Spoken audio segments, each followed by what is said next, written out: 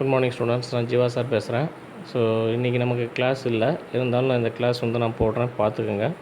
Last கிளாஸில் English மீடியத்துக்கு இப்போ உங்களுக்கு எவ்வளோ நடத்தணும் அது வரை தான் முடிச்சிருக்கேன். ஸோ 2 பேரும் ஈக்குவலாக போகிறதுக்காக நான் இப்போ போடுறேன். ஓகேவா? ஓகே, நம்ம என்ன டாபிக் இப்போ பார்க்க போகிறோன்னா மறைமுக அல்லது தாங்கி கடத்தி வழி மரபணு மாற்றம், அதை தான் பார்க்க போகிறோம். இதுக்கு முன்னால் நேர்முகம் பார்த்தோம், ரைட்டா? ஸோ இப்போ மறைமுக அல்லது தாங்கி கடத்தி வழி வெக்டார் வழியாக நம்ம மரபணு மாற்றம் நடத்துறது.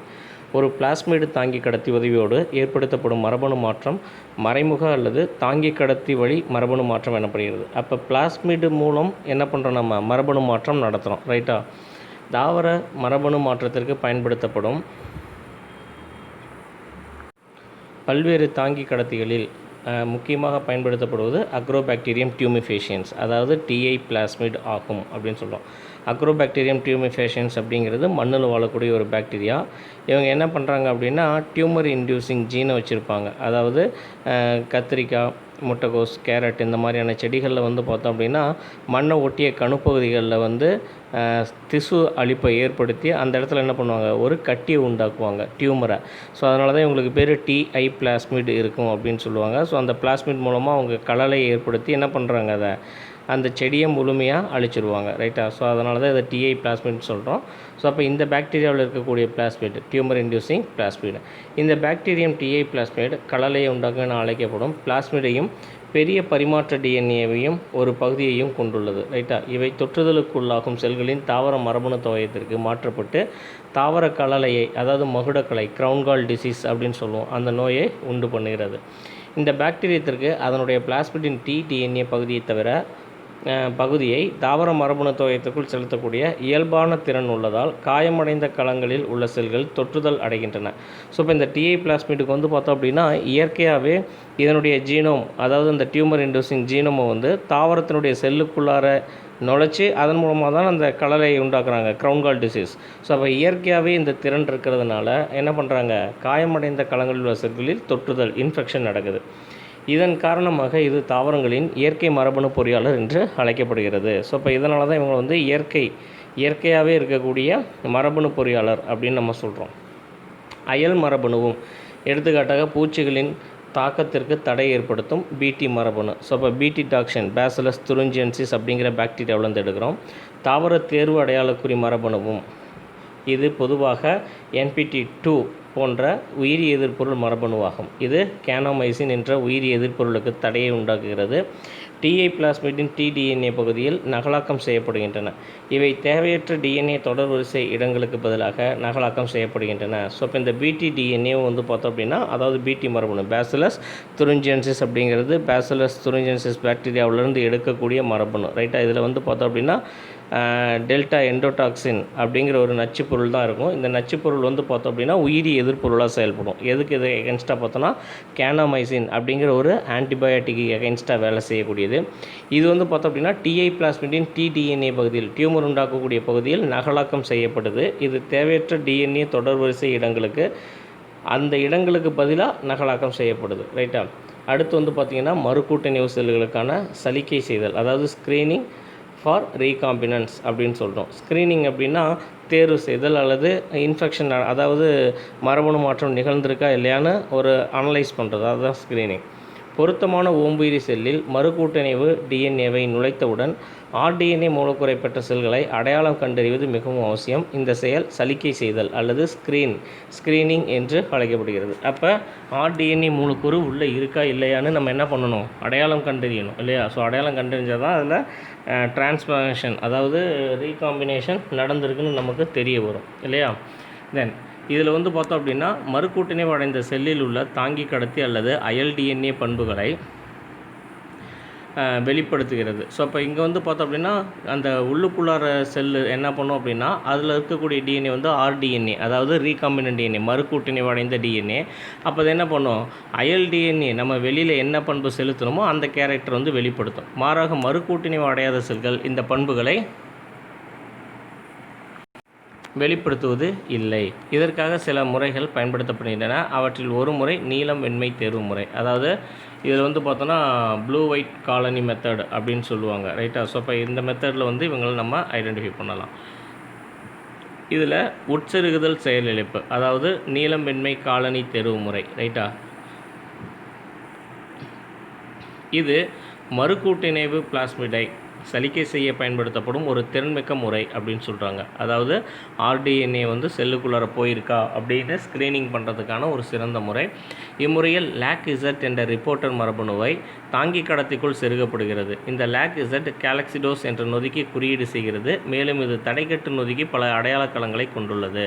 ஸோ இப்போ இந்த லாக்-இசட் அப்படிங்கிற ஜீன் வந்து பார்த்தோம் அப்படின்னா கேலக்சிடோஸ் கேலக்டோசிடேஸ் அப்படிங்கிற நொதிக்கு குறியீடு செய்கிறது, ரைட்டா. ஸோ அப்போ இதை ஐடென்டிஃபை பண்ணுறதுனால இது தடைக்கட்டு நொதிக்கு பல அடையாள களங்களை கொண்டுள்ளது. இதில் எக்ஸ்கால் என்று அழைக்கப்படும் 5-புரோமோ 4-குளோரோ இண்டோலைல் டி கேலக்டோ பைரனோசைட் அப்படிங்கிறது அதனுடைய கெமிக்கல் நேமு.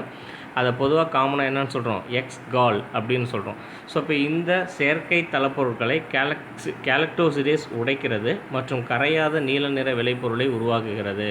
ஸோ இப்போ இந்த எக்ஸ்கால்ங்கிறது வந்து பார்த்தோம் அப்படின்னா இந்த தளப்பொருள் கேலக்டோசிடேஸை வந்து உடைக்குது. ஸோ இப்போ உடைக்கிறது மூலமாக கரையாத நீல நிற விளைபொருளை உருவாக்குது. ஸோ அப்போ அந்த நீல நிறத்தை உருவானுச்சுன்னா லாக்-இசட்டுக்குள் அயல் மரபணுவை வைக்கும்போது இந்த மரபணு செயலிழக்கிறது. எனவே நீல நிறம் உண்டாகாது. ஸோ இப்போ லாக்-இசட் வந்து உள்ளே போடும்போது நீல நிறம் வெளிப்பட்டுச்சுன்னா அதில் என்ன கிடையாது, மரபணு மாற்றம் இல்லை. சப்போஸ் நீல நிறம் நீல நிறம் வெளிப்படலை அப்படின்னா அதில் அந்த மரபணு வந்து என்ன செயலிழக்கிறது, வெண்மை நிறம் காணப்படுது. ஸோ அப்போ ஏனெனில் லாக்-இசட் செயலிழப்பினால் பீட்டா கேலக்சிடோஸ் உண்டாக்கப்படுவது இல்லை. எனவே தளப்பொருளில் வெண்மை நிற காலனிகளை உருவாக்கும் அப்படின்னு சொல்கிறாங்க. ஸோ அப்போ லாக்-இசட் வந்து செயலிழந்துருச்சுன்னா அங்கே வெண்மை நிற பொருளும், லாக்-இசட் ஆக்டிவாக இருந்துச்சுன்னா அங்கே ப்ளூ கலர் காலனியும் வரும், ரைட்டா. ஸோ அப்போ ஆர்டிஎன்ஏ கொண்ட ஓம்புயிரி செல் எக்ஸ்காலை பெற்றுள்ளன. மாறாக மறுகூட்டணிவு டிஎன்ஏ பெற்றிராத இதர செல்கள் நீல நிற காலனிகளை உண்டாக்குகின்றன. ஸோ அப்போ மறுகூட்டணிவு டிஎன்ஏ பெறாத எல்லா செல்லும் எதை உருவாக்கும், நீல நிற காலனிகளை உருவாக்கும். மறுகூட்டணிவு இணைந்தது எல்லாமே வெள்ளை நிறத்தை உருவாக்கும், ரைட்டா. ஸோ இப்போ இந்த காலனி நிற அடிப்படையில் மறுகூட்டணிவு அடைந்த செல்கள் தெரிவு செய்யப்படுகின்றன, ரைட்டா. ஸோ அப்போ இதில் வந்து பார்த்தோம் அப்படின்னா அந்த ஒயிட் இருந்துச்சு இல்லையா, ஸோ அதெல்லாம் தான் என்னது டிஎன்ஏ மறுகூட்டணி அது ரீகாம்பினன்ட் டிஎன்ஏ இருக்குது. ஸோ அப்போ அதெல்லாம் செலக்ட் பண்ணி நம்ம என்ன பண்ணலாம், அடுத்த செயல்முறைக்கு நம்ம கொண்டுட்டு போயிடலாம். ஸோ இதுதான் வந்து பார்த்திங்க அப்படின்னா இதில் பிளாஸ்மிடு நீலவெண்மைக்காக வடிவமைக்கப்பட்ட பிளாஸ்மிடு தாங்கி நீலவெண்மை காலனி தேர்வுங்கிறது. ஸோ இதில் PUC18 அப்படிங்கிறது வந்து பார்த்தோம் அப்படின்னா ஒரு பிளாஸ்மிட் ஆம்பிசிலின் தடுப்பு பகுதி காணப்படுது. அதாவது லேக்-இசட்னு சொன்னோம் இல்லையா, அது முன்னிறுத்து காணப்படுது. அது இதில் வந்து பார்த்தோம் அப்படின்னா ரெண்டாவது ஆம்பிசிலின் 1-PTG எக்ஸ்கால் தட்டு. ஸோ அப்போ இது பெட்ரி டிஷ்ஷில் வந்து பார்த்தோம் அப்படின்னா நீலம் செருகி அற்றது, அதாவது ரீகாம்பினன்ட் டிஎன்ஏ இல்லாதது. வெண்மை அப்படிங்கிறது செருகி கொண்டது, அதாவது ரீகாம்பினன்ட் டிஎன்ஏ ஆர்டிஎன்ஏ கொண்டது அப்படின்னு நம்ம சொல்கிறோம், ஓகேவா. உயிரி எதிர்ப்பொருள் தடுப்படையாள குறி, அதாவது ஆன்டிபயோட்டிக் ரெசிஸ்டன்ட் மார்க்கர் அப்படின்னு சொல்லுவோம். இதில் உயிரி எதிர்ப்பொருள் தடுப்படையாள குறி என்பது ஒரு மரபணு. இது செல்களில் உயிரி எதிர்ப்பொருளுக்கான எதிர்ப்புத்தன்மையை வழங்கும் ஒரு புரதத்தை உண்டாக்குகிறது. மரபணு மாற்றப்பட்ட டிஎன்ஏ கொண்ட பாக்டீரியங்களை உயிரி எதிர்ப்பு கொண்ட ஒரு வளர்தளத்தில் வளர்ப்பதின் மூலம் அடையாளம் கண்டறியலாம், ரைட்டா. ஸோ இப்போ இதில் வந்து பார்த்தோம் அப்படின்னா இதில் உயிரி எதிர்ப்பொருள் தடுப்பு அடையாள குறிங்கிறது ஒரு மரபணு தான். ஸோ இது வந்து ரெசிஸ்டன்ட் மார்க்கர், ரைட்டா. இதுவும் வந்து நம்ம என்ன தான் சொல்கிறோம், ஒரு டிஎன்ஏவோட ஒரு சின்ன பகுதி தான். இது செல்களில் உயிரி எதிர்ப்பொருளுக்கான எதிர்ப்புத்தன்மையை வழங்கும் ஒரு புரதத்தை உண்டாகுது, அதாவது ஆன்டிபயாட்டிக் ரெசிஸ்டன்ட். இப்போ ஆன்டிபயாட்டிக் ரெசிஸ்டன்ட்னா இப்போ இந்த ஆன்டிபயாட்டிக் ரெசிஸ்டன்ட் இருக்கக்கூடிய இந்த ஜீன் என்ன பண்ணும் அப்படின்னா தாவரத்தில் எந்த ஒரு நோய் அதாவது உயிர் எதிர்ப்பொருளை உள்செலுத்தினாலும் அதை செயல்பட விடாமல் தடுத்துரும், ரைட்டா. அதை செயலிழக்க செய்யக்கூடிய தன்மை பெற்றிருக்கும். அதனால தான் இதை வந்து ஆன்டிபயாட்டிக் ரெசிஸ்டன்ட் அப்படின்னு நம்ம சொல்கிறோம். மரபணு மாற்றப்பட்ட டிஎன்ஏ கொண்ட பாக்டீரியங்களை உயிரி எதிர்ப்பொருள் கொண்ட ஒரு வளர்தளத்தில் வளர்ப்பதன் மூலம் அடையாளம் கண்டறியலாம். ஸோ அப்போ எப்படி இதை அடையாளம் கண்டலாம்னா மரபணு மாற்றப்பட்ட டிஎன்ஏ கொண்ட பாக்டீரியங்களில் உயிரி எதிர்ப்பொருள் கொண்ட ஒரு வளர்தளத்தில் வளர்த்தோன்னா அதை என்ன பண்ணும், அதை உயிரி எதிர்ப்பொருளை ரெசிஸ்ட் பண்ணும். ஸோ அப்போ அதன் மூலமாக இதை நம்ம என்ன பண்ணிடலாம், கண்டுபிடிச்சிடலாம், ரைட்டா. அடுத்து மறுகூட்டிணைவு அடைந்த செல்கள் இந்த வளர்தளத்தில் வளர்கின்றன அப்படின்னு சொல்கிறாங்க. அப்போ மறுகூட்டிணைவு அடைந்த செல்கள் தான் இதில் வளரும். ஏன்னா அதில் உயிர் எதிர்ப்பொருள் என்ன பண்ணிடுது, செயலிழந்துறதுனால இது தொடர்ந்து வளரும். ஏனெனில் ஆம்பிசிலின், குளோரோஃபெனிகால், டெட்ராசைக்ளின் அல்லது கேனாமைசின் கொண்ட எதிர் உயிரி பொருட்களுக்கு தடையை குறியீடு செய்யும் மரபணுக்களை இவை பெற்றுள்ளன. ஸோ அப்போ இது இருக்குது ஆன்டிபயோட்டிக் ரெசிஸ்டன்ட் இருக்கிறனால நம்ம என்ன தான் ஆன்டிபயோட்டிக்கில் இதை வளர்த்தாலும் அதுக்கு என்ன பண்ணுறதில்ல, அது தடை, அதாவது அது வளர்தளத்தில் அந்த உயிர் எதிர்ப்பொருட்களை ஆன்டிபயோட்டிக்கை தடை செஞ்சு அவங்க மேலும் வளர்ந்துடுறாங்க. ரைட்டா? ஸோ அப்போ இங்கே வந்து பார்த்தோம் அப்படின்னா மாறாக இதர செல்கள் இந்த வளர்தளத்தில் வர முடியாது. எனவே இது ஒரு பயனுள்ள தேர்வு செய்யப்படக்கூடிய அடையாளக்குறியாக பயன்படுத்தப்படுகிறது. அடுத்து நகல் தட்டிடுதல் தொழில்நுட்ப முறை, அதாவது ரெப்ளிகா பிளேட்டிங் டெக்னிக்ஸ் அப்படின்னு சொல்லுவோம். இத்தொழில்நுட்பத்தில் வளர்ப்பு தட்டில் வளர்க்கப்படும் காலணிகள் நகல் எடுக்கப்படுகின்றன. வளர்ப்பு தட்டில் வளரும் காலணிகளின் வளர்ப்பு தட்டின் மீது நுண்ணுயிர் நீக்கப்பட்ட ஒரு வடிதட்டை ஒற்றி எடுக்கப்படுகிறது. ஸோ இப்போ நுண்ணுயிர் நீக்கப்பட்ட வடிதட்டு அப்படிங்கிறது வந்து பார்த்தோம் அப்படின்னா ஒரு பெட்டி டிஷ்ஷில் நம்ம வந்து ஒரு காலனியை வளர்த்துட்ருக்கோம். ஸோ அப்போ அதில் வந்து பார்த்தோன்னா ரீகாம்பினண்ட் காலனிஸ் இருப்பாங்க. இன்னொரு தட்டில் வந்து பார்த்தோம் அப்படின்னா ஸ்டெரைல், அதாவது ஸ்டெரைல் பண்ணப்பட்ட, அதாவது நுண்ணுயிர் நீக்கம் செய்யப்பட்ட ஸ்டெரைலைஸ் பண்ணப்பட்ட ஒரு பிளேட்டை வச்சு மேலே ஒத்தி எடுக்கிறோம். ரைட்டா?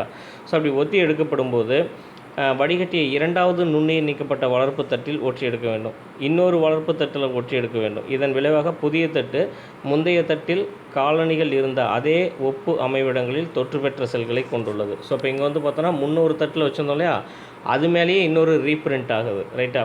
பொதுவாக இரண்டாவது தட்டில் பயன்படுத்தப்படும் ஊடகம் முதல் தட்டில் பயன்படுத்தப்படும் ஊடகத்திலிருந்து வேறுபடுது. ஸோ அப்போ இங்கே வளர்க்கக்கூடிய அந்த மீடியம் வந்து வேறு. பெட்டிக் டிஷ் ஒன்றில் இருக்கக்கூடிய மீடியம் வளர்தளம் வேறு, ரெண்டாவது பெட்டி டிஷ்ஷில் இருக்கக்கூடிய வளர்தளம் வேறு. ஆனால் காலனிஸ் வந்து அங்கே ஒரு காலனி, இங்கே ஒரு காலனி இருக்குது. ரைட்டா? ஃபஸ்ட்டு ஒரு தட்டில் ஒத்தி எடுத்துகிட்டு அதை அப்படியே கொண்டு போய் என்ன பண்ணுறோம், ரெண்டாவது பிளேட்லேயும் ஒத்தி எடுக்கும்போது அதில் ரெண்டுமே இருக்குது, ஆனால் வளர்தளம் மட்டும் வேறு.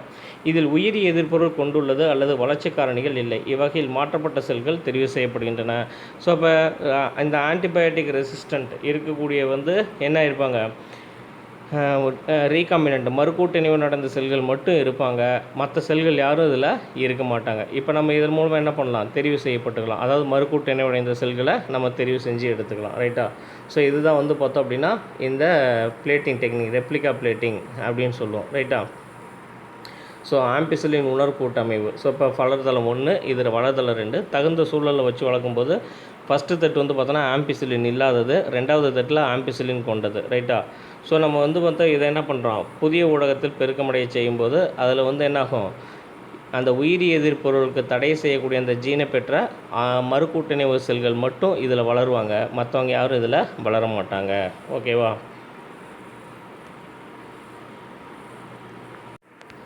அடுத்தது மூலக்கூறு தொழில்நுட்ப முறைகள், அதாவது மாலிகுலர் டெக்னிக்ஸ் அப்படின்னு எடுத்தோம்னா மரபணு பொருளினை பிரித்தெடுத்தலும் இழும மின்னார் பிரித்தலும், அதாவது isolation of genetic material and gel electrophoresis அப்படின்னு சொல்லுவோம்.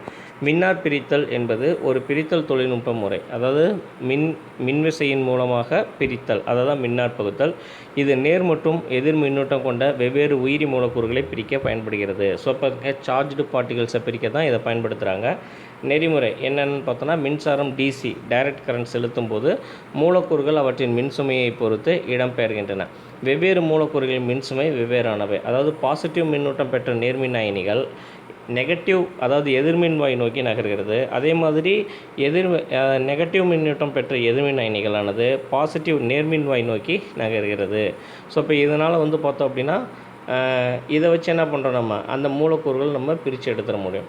ஸோ அகரோஸ் இழும மின்னார் பிரிப்பு, அதாவது அகரோஸ் ஜெல் எலக்ட்ரோஃபோரசிஸ் அப்படின்னு சொல்லுவோம். குறிப்பிட்ட டிஎன்ஏ துண்டுகளை தூய்மைப்படுத்த இம்முறை முக்கியமாக பயன்படுத்தப்படுகிறது. ஸோ அப்போ குறிப்பிட்ட டிஎன்ஏ துண்டுகளை தூய்மைப்படுத்த பியூரிஃபிகேஷன் ஆஃப் டிஎன்ஏ. ரைட்டா? ஸோ அதுக்காக நம்ம இந்த முறையை பயன்படுத்துகிறோம். சில 100 முதல் 20,000 வரையிலான கார இணைகள் உள்ள டிஎன்ஏ துண்டுகளை பிரித்தெடுக்க அகரோஸ் பொருத்தமான ஊடகமாக உள்ளது. ஸோ இப்போ பொருத்தமான ஊடகம் அப்படின்னா மீடியம். ரைட்டா? ஸோ இதில் அகரோஸ் ஜெல்லை தான் நம்ம பயன்படுத்துகிறோம். ரைட்டா? ஸோ அகரோஸ் ஜெல் அப்படிங்கிறது ஒரு வளர்தளம், சரியா, நுண்ணூட்ட பொருள் கொண்ட ஒரு வளர்தளம். அதில் தான் நம்ம வந்து இந்த டிஎன்ஏ வந்து பிரிக்க பயன்படுத்தும். ரைட்டா? ஸோ இப்போ இதில் வந்து எந்த மாதிரியான டிஎன்ஏக்களை பிரிக்கலாம் அப்படின்னா சில 100 முதல் 20,000 வரை உள்ள கார இணைகள் நியூக்ளியோடைட் சீக்வன்ஸ், அதாவது பியூரின்கள், பைரிமிடுங்கள்னு சொல்கிறது, அடினைன், குவானைன், சைட்டோசின், தயமின்னு சொல்லிட்டு, ஸோ அதனுடைய பேர்ஸை தான் நம்ம வந்து நியூக்ளியோடைடு வரிசை அப்படின்னு சொல்லுவோம். அதை தான் கார இணைகள்னு சொல்லுவோம். ஸோ அப்போ அதில் 20,000 வரையிலான கார இணைகள் வரைக்கும் நம்ம என்ன பண்ண முடியும், பிரித்து எடுக்க முடியும். இதில் வந்து பார்த்தோம் அப்படின்னா சிறிய அளவிலான டிஎன்ஏ துண்டுகளை தூய்மைப்படுத்த பாலி அக்ரலமைடு இலுமம் உகந்ததாக கருதப்படுது. ஸோ அப்போ 100 முதல் 20,000 வரைக்கும் தான் அக்ரோஸ் ஜெல்லு. இதை விட சின்னதாக இருக்கக்கூடிய 100க்கும் குறைவாக இருக்கக்கூடியதை பிரித்தெடுக்கிறதுக்கு வந்து பார்த்தோம் அப்படின்னா பாலி அக்ரலமைடு ஜெல்லை நம்ம பயன்படுத்துகிறோம். ரைட்டா? இந்த இலுமம் பல்படிய சிக்கலான மூலக்கூறுகளாலான கூட்டமைப்பு. டிஎன்ஏ மூலக்கூறு எதிர்மின் சுமையுடைய மூலக்கூறு. ஸோ அப்போ டிஎன்ஏ அப்படிங்கிறது ஆக்சுவலாக என்னது, நெகட்டிவ் சார்ஜ்டு பார்ட்டிகல். ரைட்டா? இது மின்புலத்தில் வைக்கப்படும் போது இலுமம் வழியாக இடம்பெயர்கிறது. ஸோ அப்போ இது வந்து என்னாகும், மின்புலத்தில் இது செலுத்தும் போது அந்த அகரோஸ் ஜெல்லில் என்னாகும், இந்த டிஎன்ஏ அப்படியே கொஞ்சம் கொஞ்சமாக நகர்ந்து போகும். ரைட்டா? ஸோ இதில் அளவு தெரிந்த அடையாள குறிப்பெற்ற டிஎன்ஏ துண்டுகளில் அடிக்கடி மின்னார் பிரித்தல் நிகழ்த்தப்படும் போது அது தெரியாத டிஎன்ஏ மூலக்கூறின் இடைச்செருகுதலினால் துல்லியமாக அளவிட அனுமதிக்கிறது. ஸோ இப்போ இதில் நம்ம வந்து பார்த்தோன்னா அளவு தெரிந்த அடையாள குறிப்பெற்ற டிஎன்ஏ துண்டுகளில் அப்படின்னா நமக்கு தெரிஞ்ச டிஎன்ஏ சீக்வன்ஸ் இருக்கு இல்லையா, ஸோ அந்த டிஎன்ஏ சீக்வன்ஸில் வந்து பார்த்தோம் அப்படின்னா அடிக்கடி மின்னார் பகுத்தல் நிகழ்த்தணும் அப்படின்னா இது என்ன பண்ணுது, அளவு அது தெரியாத டிஎன்ஏ மூலக்கூறின் இடைச்செருகல்தினால் வேறு ஒன்று டிஎன்ஏ இடைச்செருகல் வர்றதுனால அதை துல்லியமாக அளவிட அனுமதிக்கிறது. அகரோஸ் இலும மின்னார் பிரித்தலின் நன்மைகள் அப்படின்னு எடுத்தோம்னா அதிக உணர்திணரில் டிஎன்ஏ பட்டையானது நன்கு கண்டறியப்படுகிறது. இந்த இலுமத்தில் உள்ள டிஎன்ஏவின் பட்டையானது எத்திடியம் புரோமைடு என்னும் சாயத்தை கொண்டு சாயமேற்றப்படுகிறது. ஸோ இப்போ இந்த அகரோஸ் ஜெல்லில் இருக்கக்கூடிய டிஎன்ஏக்கள் வந்து பார்த்தோம் அப்படின்னா எத்திடியம் புரோமைடு கொண்டு என்ன பண்ணப்படும், சாயமேற்றப்படும். அப்படி சாயமேற்றப்படும் போது அது எப்படி தெரியும், டிஎன்ஏவை கண்ணுக்கு புலனாகும் மிளிர் ஒளியில் கண்டறியலாம். அதாவது புறஊதா கதிரில் மிளிர் ஒளி மூலம் ஒளியூட்டும் போது இது ஆரஞ்சு மிளிர் ஒளியை உண்டாக்குகிறது மற்றும் இதை புகைப்படம் எடுக்கலாம். ஸோ அப்போ நம்ம இதை வந்து பார்த்தோம் அப்படின்னா அந்த ஸ்க்ரீனில் பார்க்கும்போது எத்திடியம் புரோமைடு போடுறதுனால நம்ம யூவி லைட்டில் பார்க்கும்போது இந்த எத்திடியம் புரோமைடு கொண்ட அந்த டிஎன்ஏ பட்டையானது நமக்கு எப்படி தெரியும் அப்படின்னா ஆரஞ்சு கலரில் தெரியும். ரைட்டா? ஸோ இப்போ ஆரஞ்சுக்கு மிளிர் ஒளியை உண்டாக்குறதுனால நம்ம இதை என்ன பண்ணலாம், கண்ணுக்கும் புலப்படும், அதே நேரத்தில் இதை புகைப்படமாகவும் நம்ம எடுத்துக்க முடியும். ஸோ இதுதான் வந்து பார்த்திங்கன்னா அகரோஸ் இலுமத்தில் டிஎன்ஏவின் பட்டை. ரெண்டாவதாக இருக்கிறது இலும மின்னார் பிரிப்பு கருவி. ஸோ இப்போ இதுதான் வந்து பார்த்தோன்னா அகரோஸ் ஜெல் எலக்ட்ரோஃபோரசிஸ் மெஷினு. இப்படி தான் இந்த மாதிரி ஆரஞ்சு கலரில் தான் என்ன தெரியும், நமக்கு டிஎன்ஏவுடைய பட்டைகள் நமக்கு தெரியும். ரைட்டா? நமக்கு அந்த அகரோஸ் ஜெல்லில் இருக்கக்கூடிய டிஎன்ஏ பட்டைகள் இந்த மாதிரி ஆரஞ்சு கலரில் தான் தெரியும். அந்த வயலட் கலர் வந்து blue UV light ultra violet ரேஸில் நமக்கு அது என்னாகும், எத்திடியம் புரோமைடு போட்டிருக்கனால அது நமக்கு ஆரஞ்சு கலராக ஒளிரும். ஸோ அதை வச்சு நம்ம டிஎன்ஏ வந்து அளவிட்டுக்கலாம். ரைட்டா?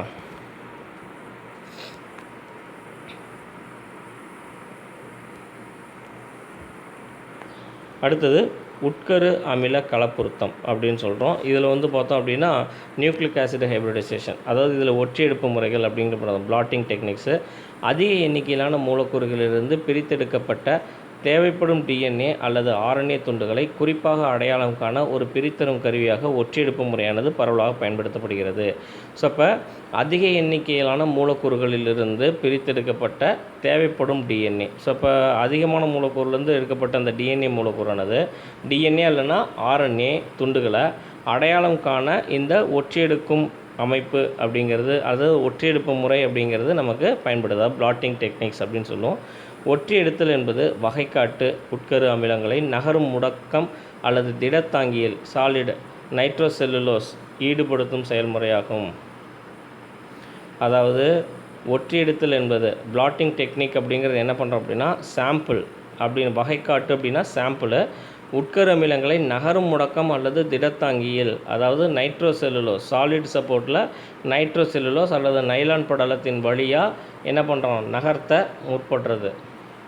ஒற்றியெடுக்கப்பட்ட உட்கரு அமிலங்கள் பின்பு கலப்புறுத்த சோதனைகள் அவற்றின் குறிப்பிட்ட இலக்கை கண்டறிய பயன்படுகிறது. ஸோ இப்போ இவங்க வந்து பார்த்தோம் அப்படின்னா ஒற்றியெடுக்கப்பட்ட உட்கரு அமிலங்கள் அந்த டிஎன்ஏ இல்லைன்னா ஆர்என்ஏ வந்து பார்த்தோம் அப்படின்னா கலப்புறுத்த சோதனைகள் அப்படின்னா ஹைப்ரிட் டெக்னிக்கல். ரைட்டா? ஸோ அதில் வந்து பார்த்தோம் அப்படின்னா குறிப்பிட்ட இலக்கை கண்டறிய பயன்படுது. ரைட்டா? எந்த இதோடு சேருது அப்படிங்கிறத.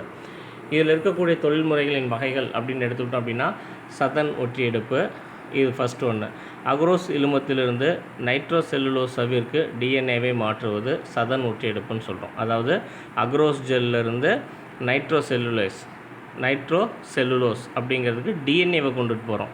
அகரோஸ் ஜெல் நைட்ரோ செல்லுலோஸ் படலத்தின் வழியாக டிஎன்ஏவை நகர்த்துகிறோம். அடுத்து வந்து பார்த்திங்க அப்படின்னா நார்த்தன் ஒற்றி எடுப்பு, அதாவது நார்த்தன் பிளாட்டிங் அப்படின்னு சொல்லுவோம். நைட்ரோ செல்லுலோஸ் சவ்விற்கு ஆர்என்ஏவை மாற்றுவது. அகரோஸ் ஜெல் எலுமத்திலிருந்து நைட்ரோ செல்லுலோஸ் படலத்திற்கு ஆர்என்ஏவை நகர்த்துறது வந்து பார்த்தோம் அப்படின்னா நார்த்தன் ஒற்றி எடுப்பு அப்படின்னு சொல்கிறோம். வெஸ்டர்ன் ஒற்றி எடுப்பு அப்படிங்கிறது வந்து பார்த்தோம் அப்படின்னா புரதத்தை நைட்ரோ செல்லுலோஸ் சவ்விற்கு மின்னார் பிரிப்பு மூலம் மாற்றுவது வெஸ்டர்ன் ஒற்றி எடுப்பு. அகரோஸ் ஜெல்லிருந்து நைட்ரோ செல்லுலோஸுக்கு மின்னார் பிரிப்பு எலக்ட்ரோபோரோசிஸ் வழியாக என்ன பண்ணுறோம் நம்ம, அதாவது மின்னார் பகுப்பு மூலமாக நம்ம மாற்றுறது. எதை? புரதத்தை மாற்றுறது. ஸோ சதன் வந்து டிஎன்ஏவை நைட்ரோ செல்லுலோஸுக்கு மாற்றுறது, ஒட்டி எடுக்கிறது. நார்த்தன் அப்படிங்கிறது வந்து பார்த்தோம் அப்படின்னா ஆர்என்ஏவை நைட்ரோ செல்லுலோஸுக்கு மாற்றுறது. வெஸ்டர்ன் அப்படிங்கிறது புரதத்தை நைட்ரோ செல்லுலோஸுக்கு மாற்றுறது. ரைட்டா? ஸோ இதுதான் சதன் ஒற்றியெடுப்பு தொழில்நுட்ப முறைகள் அப்படின்னு எடுத்துட்டோம்னா இந்த செயல்முறை 1975 சதன் என்பவரால் அறிமுகப்படுத்தப்பட்டது. இதில் இயல்பிழந்த டிஎன்ஏ டீநேச்சர்டு அக்ரோஸ் கூழ்மத்திலிருந்து அக்ரோஸ் கூழ்மத்திலிருந்து நைட்ரோ செல்லுலோஸ் தாளிற்கு அல்லது வடிகட்டி தாளுக்கு ஃபில்டர் பேப்பருக்கு மாற்றப்படுகிறது. இந்த தொழில்நுட்ப முறை சதன் ஒற்றியெடுப்பு தொழில்நுட்ப முறை, சதன் பிளாட்டிங் என அழைக்கப்படுகிறது. ரைட்டா?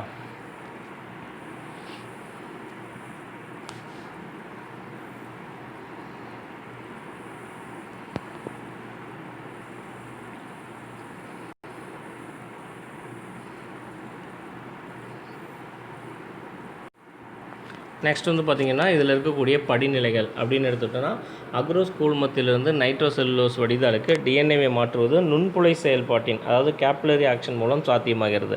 கேப்லரி ஆக்ஷன் அப்படிங்கிறது வேறு ஒன்றும் இல்லை. நம்ம இப்போ ஒரு கூல்ட்ரிங்க்ஸ் வாங்குகிறோம் அப்படின்னா அதில் ஸ்ட்ரா போட்டு குடிக்கிறோம் இல்லையா, அந்த ஸ்ட்ரா வந்து நம்ம உரியறதுக்கு முன்னால் இப்படி பாட்டிலில் போட்டோம் அப்படின்னா அந்த ஸ்ட்ராக்குள்ளே கொஞ்சோண்டு மேலே ஏறி நிற்கும் இல்லையா ஜூஸு, ஸோ அதை தான் கேப்லரி ஆக்ஷன் சொல்லுவோம். ரைட்டா? ஸோ அப்போ அந்த முறையில் தான் வந்து பார்த்தோம் அப்படின்னா தாவரங்கள்லேயும் நீரானது என்னாகும், வேர் நுனியிலிருந்து இலை நுனிக்கு மேலே தண்டு நுனி வரைக்கும் என்ன ஆகும், ட்ராவல் ஆகும். ஸோ அப்போ அதே மாதிரி அந்த கேப்லரி ஆக்ஷன் மூலமாக தான் என்னாகுது, நுண்புழை செயல்பாட்டின் மூலமாக தான் இது மாற்றப்படுது. ரைட்டா? சோடியம் சலைன் சிட்ரேட் எஸ்எஸ்சி என்ற தாங்கல் கரைசல் பயன்படுத்தப்படுது. இதில் டிஎன்ஏ அதிகமாக கரைகிறது. இதனை நைட்ரோ செல்லுலோஸவிற்கு இலும்பு மூலம் மாற்றப்படுகிறது. ஸோ இப்போ இலும்பு அப்படிங்கிறது ஜெல்லு. ரைட்டா?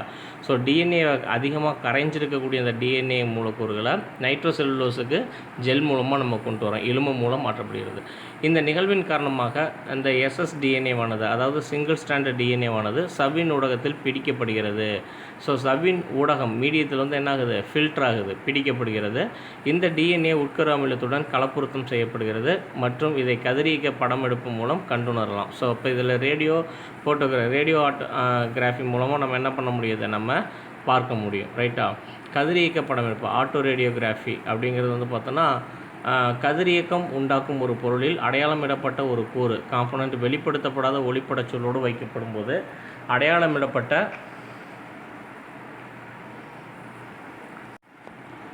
கூறிலிருந்து உமிழப்படும் ஒளி அல்லது கதிரியக்கத்தால் உண்டாக்கப்படும் ஒரு பிம்பத்தை ஒளிப்பட பால்மத்தில் ஃபோட்டோகிராஃபிக் எமல்ஷன் சீட்டில் உருவாக்கும் தொழில்நுட்ப செயல்முறை அப்படின்னு சொல்கிறோம். ரைட்டா? ஸோ இதுதான் வந்து பார்த்தோன்னா ஒற்றியெடுப்பு தொழில்நுட்ப செயல்முறைக்கிடையே உள்ள வேறுபாடு. 3க்கு இடையில் இருக்கக்கூடிய ஒரு முக்கியமான ஒரு கொஷின் 5 மார்க்கில் கேட்கலாம். ரைட்டா? ஸோ இது பேர் வந்து பார்த்தோம், அதாவது இதனுடைய சைடில் வந்து பார்த்தோம் அப்படின்னா என்ன டெக்னிக்ஸ் அப்படிங்கிறது இருக்கும். அதாவது பிரிக்கப்படுவது, டீநேச்சுரேஷனு, சவ்வு, கலப்புறுத்தம், காட்சிப்படுத்தம், இது இந்துட்டாலையும் இங்கிட்டு வந்து பார்த்தோம் அப்படின்னா சதன் ஒற்றியெடுப்பு, நார்த்தன் ஒற்றியெடுப்பு, வெஸ்டர்ன் ஒற்றியெடுப்பு 3 டைப்பு இங்கே இருக்குது. ரைட்டா? ஸோ இதில் பெயர் அப்படின்னு எடுத்தோம்னா கண்டுபிடிப்பாளரின் பெயர். நார்த்தன் என்பது ஒரு தவறான பெயர். நார்த்தன் அப்படிங்கிறது அது ஒரு அன்யூஷுவல் நேமு. வெஸ்டர்ன் என்பது ஒரு தவறான பெயர். ரைட்டா? சதன் மட்டும்தான் கண்டுபிடிப்பாளருடைய பெயராக இருக்குது. இதில் பிரிக்கப்படுவது பார்த்தோன்னா சதனில் டிஎன்ஏ, நார்த்தனில் ஆர்என்ஏ, வெஸ்டர்னில் புரதம். நம்ம முன்னே சொன்னோம் இல்லையா? இயல்பெழுத்தல் டீநேச்சுரேஷன் அப்படிங்கிறது சதன் ஒற்றியெடுப்பில் தேவைப்படுது. இங்கே அதாவது நார்த்தன் ஒற்றியெடுப்பில் தேவையில்லை, வெஸ்டர்ன் ஒற்றியெடுப்பில் தேவைப்படுது. இதில் இருக்கக்கூடிய சவ்வு அப்படின்னு எடுத்தோன்னா நைட்ரோ செல்லுலோஸ் நைலான். இதில் நார்த்தனில் வந்து பார்த்தோன்னா அமினோ பென்சலாக்சி மெத்தில். வெஸ்டர்ன் ஒற்றியெடுப்பில் நைட்ரோ செல்லுலோஸ் தான். கலப்புறுத்தம் அப்படிங்கிறது டிஎன்ஏவுக்கும் நார்த்தனில் வந்து பார்த்தோன்னா ஆர்என்ஏவுக்கும் டிஎன்ஏவுக்கும், வெஸ்டர்னில் வந்து பார்த்தோம்னா புரதத்துக்கும் எதிர் புரதம் ஆன்டிபாடிஸுக்கும். ரைட்டா? விஷுவலைசேஷன் காட்சிப்படுத்துதல் வந்து பார்த்தோன்னா சதன் ஒற்றியெடுப்பில் கதிரியக்கப்படம் ஆட்டோ ரேடியோகிராமாக தான் தெரியும். நார்த்தன் ஒற்றியெடுப்பில் கதிரியக்கப்படமாக தான் தெரியுது. வெஸ்டர்ன் ஒற்றியெடுப்புங்கிறது இருள் அறையில் நமக்கு தெரியுது. ரைட்டா? ஸோ இது ஒரு முக்கியமான கொஷின், 5 மார்க் கொஷின்னு நல்லா பார்த்துக்குங்க. அடுத்து வந்து பார்த்தோம் அப்படின்னா நார்த்தன் ஒற்றியெடுப்பு. அதாவது RNA செல்லுலோஸ் நைட்ரேட்டுடன் பிணைக்கப்படுவதில்லை என்பது அறியப்பட்டுள்ளது. எனவே ஆல்வின் மற்றும் அவரது குழுவினர் 1979 ஒரு செய்முறையை திட்டமிட்டனர். இதில் வந்து பார்த்தோம் அப்படின்னா RNA பட்டைகள் அக்ரோஸ் இலுமத்திலிருந்து நைட்ரோஸ் செல்லுலோஸ் வடிதாளுக்கு மாற்றப்படுகின்றன. ஸோ அப்படி மாற்றப்படுறது மூலமாக இலுமத்திலிருந்து சிறப்பு வடிதாளுக்கு RNA மாற்றப்படுவது நார்த்தன் ஒற்றியெடுப்பு கலப்புறுத்தம் எனப்படுகிறது. அதாவது வந்து பார்த்தோம்னா RNA பட்டைகள் அக்ரோஸ் இலுமத்திலிருந்து நைட்ரோஸ் செல்லுலோஸ் வடிதாளுக்கு மாற்றப்படுது. இதில் இலுமத்திலிருந்து சிறப்பு வடிதாளுக்கு ஸ்பெஷல் ஃபில்டர் பேப்பருக்கு RNA மாற்றப்படுவது இந்த நார்த்தன் ஒற்றியெடுப்புன்னு சொல்கிறோம். நார்த்தன் ஒற்றியெடுப்புக்கு பயன்படுத்தப்படும் வடிதால் வாட்மேன் 540 எனும் தாளிலிருந்து தயாரிக்கப்படும் அமைனோ பென்சலாக்சி மெத்தில் தாள் ஆகும். ஸோ இப்போ இங்கே வடிகட்டக்கூடிய இந்த ஃபில்டர் பேப்பர் வந்து பார்த்தோம் அப்படின்னா பேர் என்னது? வாட்மேன் 540. அதனுடைய இன்னொரு பேர் வந்து பார்த்தோன்னா அமைனோ பென்சலாக்சி மெத்தில் அப்படின்னு நம்ம சொல்கிறோம். ஓகேவா? அடுத்து வெஸ்டர்ன் ஒட்டியெடுப்பு. ஸோ வெஸ்டர்ன் பிளாட்னு பார்த்தோன்னா ஒற்றியெடுப்பு தாளுக்கு மின்னார் பிரிப்பு முறையில் புரதங்கள் மாற்றப்படுவது வெஸ்டர்ன் ஒற்றியெடுப்பு. வெஸ்டர்ன் ஒற்றியெடுப்பு தொழில்நுட்ப முறையில் நைட்ரோ செல்லுலோஸ் வடிதால் பயன்படுத்தப்படுது. கதிரியக்க அடையாளமிடப்பட்ட எதிர்ப்புரதம் ஆன்டிபாடி வந்து பார்த்தோம் அப்படின்னா ஆன்டிபாடி ஒன்றினால் ஒற்றியெடுப்பு துருவி மூலம் ஆய்வு செய்யும்போது ஒரு குறிப்பிட்ட புரதம் அடையாளப்படுத்தப்படுது. இந்த எதிர்ப்புரதம் ஒரு குறிப்பிட்ட புரதத்துடன் இணைக்கிறது. இந்த புரதத்திற்கு எதிராகத்தான் இந்த எதிர்ப்புரதம் தயாரிக்கப்பட்டது. ஸோ அப்போ இதில் வந்து பார்த்தோன்னா ஒரு புரதத்திற்கு எதிராக செயல்படக்கூடிய இன்னொரு எதிர்ப்புரதம் ஆன்டிபாடிஸ் அப்படின்னு சொல்லுவோம். ரைட்டா? அதை தான் இங்கே வந்து நம்ம என்ன பண்ணுறோம், இந்த வெஸ்டர்ன் ஒற்றியெடுப்பில் நம்ம பயன்படுத்துகிறோம். அடுத்து வந்து பார்த்தோன்னா இலக்கு மரபணு விளைவை உயிராய்ந்தறிதல், அதாவது bio assay for target gene effect அப்படின்னு சொல்கிறோம். இலக்கு மரபணு என்பது நகலாக்கம் செய்யப்பட வேண்டிய அல்லது சிறப்பாக சடுதி மாற்றம் செய்ய வேண்டிய இலக்கு DNA, அயல் DNA, ஃபாரின் DNA, பயணி DNA, வெளியில் உருவாகும் DNA, தேவைப்படும் DNA அல்லது செருகல் DNA அப்படின்னு எதை வேணாலும் சொல்லலாம். ஸோ அப்போ நம்ம இங்கே என்ன பண்ணுறோம், ஆக்சுவலாக இலக்கு மரபணு என்பது நகலாக்கம் செய்யப்பட வேண்டிய அல்லது சடுதி மாற்றம் செய்ய வேண்டிய இலக்கு DNA அப்படிங்கிறத இந்த நிறைய பேரை நம்ம என்ன பண்ணுறோம் இங்கே நம்ம சொல்கிறோம். ரைட்டா? ஸோ இதில் வந்து பார்த்தோம் அப்படின்னா மரபணு இலக்கு சோதனைகள் உட்கருக்களை இலக்குகளாக கொண்டுள்ளன. மரபணு வெளியேற்றத்திற்கு, அதாவது ஜீன் நாக் அவுட்டுக்கு இது வழிவகுக்குது. ஸோ அப்போ மரபணு வெளியேற்றம் தானாகவே நடக்குது இல்லையா? ஸோ அப்போ அங்கேருந்து தான் நம்ம என்ன பண்ணுறோம், அந்த இலக்கு DNAவை நம்ம எடுத்துகிட்டு வரப்போம். ஸோ இங்கே நோக்கத்திற்கு 2 வகை இலக்குகள் தாங்கி கடத்திகள் வெக்டார்ஸ் பயன்படுத்தப்படுது. ஒன்று வந்து பார்த்தோன்னா உள் செருகும் தாங்கி கடத்தி இன்செஷன் வெக்டாரு, இன்னொன்று வந்து பார்த்தோன்னா பதிலீடு அல்லது மாற்றீடு தாங்கி கடத்தி ரீப்ளேஸ்மெண்ட் அல்லது டிரான்ஸ்பிளேஸ்மெண்ட் வெக்டார்ஸ் அப்படின்னு நம்ம சொல்கிறோம். ரைட்டா? ஃபஸ்ட் ஒன்று வந்து பார்த்தோன்னா உட்செருகும் தாங்கி இன்செக்ஷன் வெக்டார். அதாவது இன்செக்ஷன்னா என்ன தெரியுது, உட்செலுத்தும் அல்லது உட்செருகும்னா என்னது, இந்த நம்ம பிரித்து வச்சுருக்கிறது வந்து இடையில கொண்டு சொருகிட்டு வரக்கூடிய கடத்தி. ஸோ ஒத்த இடத்திற்குள், அதாவது ஹோமோலாகஸ் ரீஜன்ஸில் தாங்கி கடத்திகள் நேர்கோட்டு அமைப்புகளாக மாற்றப்படுவதால் இலக்காக தேர்ந்தெடுக்கப்பட்ட அமைவிடத்தில் முழுவதுமாக செருகப்படுகின்றன. அமைவிடம் அப்படிங்கிறது லாக்கஸ். அதாவது ஒரு DNA வரிசையில் ஒரு DNA ஸ்ட்ராண்டு, DNAவில் வந்து பார்த்தோம் அப்படின்னா ஜீன்கள் அமைந்திருக்கக்கூடிய இடத்துக்கு பேர் தான் லாக்கஸ் அப்படின்னு பேர். ரைட்டா? ஸோ அப்போ அந்த ஜீன்கள் அமைந்திருக்கக்கூடிய அந்த அமைவிடத்தில் தான் என்னது, இந்த இலக்கு DNA ஆனது செருகப்படுகிறது. முதலில் இந்த தாங்கி கடத்திகள் வட்ட வடிவமாக உள்ளன என்றாலும் நேர்கோட்டு அமைப்புகளாக மாறுகின்றன. ஸோ இங்கே வந்து பார்த்தோம் அப்படின்னா இந்த ஃபஸ்ட்டு இந்த DNA, அதாவது இந்த தாங்கி கடத்தி இந்த வெக்டர்ஸ் வந்து வட்ட வடிவ DNAவாக தான் இருக்காங்க. சர்க்குலர் DNA தான் பிளாஸ்மிட் அப்படிங்கிறது, அதாவது வட்ட வடிவ DNA. ஆனால் இங்கே இந்த செயல்முறையின் போது என்னாகிறாங்க, அவங்க லைனீராக மாறுறாங்க. ஸோ அப்போ லைனீராக மாறும்போது தான் என்ன பண்ண முடியும், நம்ம அந்த லாக்கஸ், அதாவது அந்த அமைவிடத்தோடு போய் என்ன பண்ண முடியும், இடைச்செருகல் செய்ய முடியும். தேர்ந்தெடுக்கப்பட்ட அடையாள குறிகளுக்கு அருகில் உள்ள தொடர் வரிசைகளின் இரட்டிப்படைதலுக்கு இவை வழிவகுக்கின்றன. ரைட்டா? ஸோ அடுத்தது மாற்றீடு தாங்கி கடத்தி அல்லது ரீப்ளேஸ்மெண்ட் வெக்டார்னு சொல்கிறோம். ஒரே இடத்தை பெற்றுள்ளது, ஹோமோலாஜி ரீஜியனை பெற்றிருக்கும் மற்றும் ஒத்த நேர்கோட்டில் கோலைனியரில் வந்து பார்த்தோம் அப்படின்னா இவங்க அமைஞ்சிருக்காங்க. இந்த தாங்கி கடத்தி வந்து பார்த்தோன்னா ஊடு தொற்றுலுக்கு, அதாவது டிரான்ஸ்ஃபெக்ஷன் அப்படின்னு சொல்கிறோம், ஓடு தொற்றுதலுக்கு முன்னர் ஒத்த இடத்திற்கு வெளியே தன்னை நேர்கோட்டு அமைப்பாக மாற்றிக்கொள்கிறது. ஸோ அப்போ டிரான்ஸ்ஃபெக்ஷனுக்கு முன்னாலேயே என்ன பண்ணிக்குது, தன்னை நேர்கோட்டு அமைப்பாக மாற்றிக்குது, லைனியராக மாற்றிக்குது. ஒரு குறுக்கேற்றம் ஏற்பட்டு உள்நுழையும் டிஎன்ஏவால் வெளியில் உருவான டிஎன்ஏ மாற்றீடு செய்யப்படுகிறது. ஸோ இப்போ இவங்க என்ன பண்ணுறாங்க, டிரான்ஸ்ஃபெக்ஷன் நடக்கிறதுக்கு முன்னால் லைனியராக மாறி உள்ளுக்குள்ளே இருக்கிறாங்க. இந்த துண்டம் பக்கத்தில் இருக்கும்போது பக்கத்தில் இருக்கக்கூடிய இன்னொரு டிஎன்ஏவும் இதுலேயும் என்ன நடக்கும், குறுக்கேற்றம் நடக்கும். ரைட்டாக கிராசிங் ஓவர் நடக்கும்போது இதில் இருக்கக்கூடிய நம்ம மாற்றீடு செய்யக்கூடிய அந்த டிஎன்ஏ என்ன ஆகுது, இதோட கலந்து உட்செருகப்படுது, மாற்றீடு செய்யப்படுது. ஸோ அப்போ அதை தான் வந்து பார்த்தோம் அப்படின்னது ரீப்ளேஸ்மெண்ட், டிரான்ஸ்பிளேஸ்மெண்ட் அல்லது ரீப்ளேஸ்மெண்ட் வெக்டார் அப்படின்னு நம்ம சொல்கிறோம். ஓகேவா?